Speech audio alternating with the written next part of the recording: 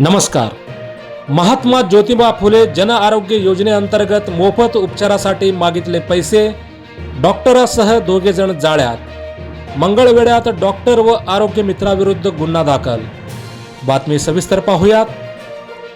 महात्मा फुले जन आरोग्य योजनेअंतर्गत मोफत उपचार देणे बंधनकारक असताना शस्त्रक्रियेसाठी लाचेची मागणी केल्याप्रकरणी मंगळवेढ्यातील खाजगी डॉक्टर आणि आरोग्य मित्राविरुद्ध भ्रष्टाचार प्रतिबंधक कायद्यान्वये गुन्हा दाखल करण्यात आला आहे.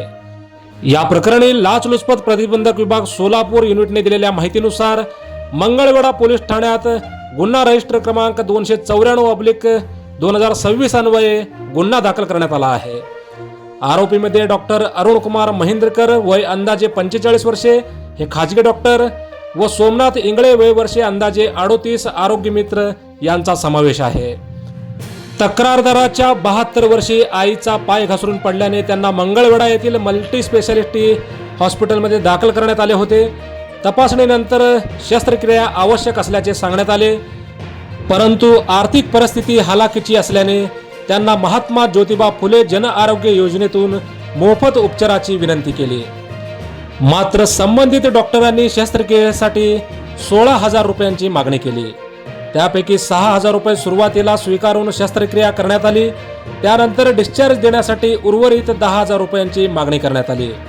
या कारवाईत आरोपींनी 10,000 रुपयांची लाच मागून तडजोडीनंतर 5,000 रुपये घेण्याची तयारी दर्शवल्याचे तपासात निष्पन्न झाले आहे. या संदर्भात मंगळवेढा पोलीस ठाण्यात गुन्हा दाखल करण्यात आला आहे.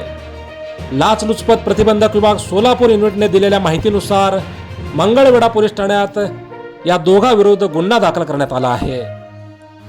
मोजक्या, निवडक आणि महत्त्वपूर्ण बातम्या पाहण्यासाठी सबस्क्राईब करा हेलो सोलापूर न्यूज चॅनल आणि नोटिफिकेशन मिळवण्यासाठी बेल आयकॉन प्रेस करायला विसरू नका. धन्यवाद.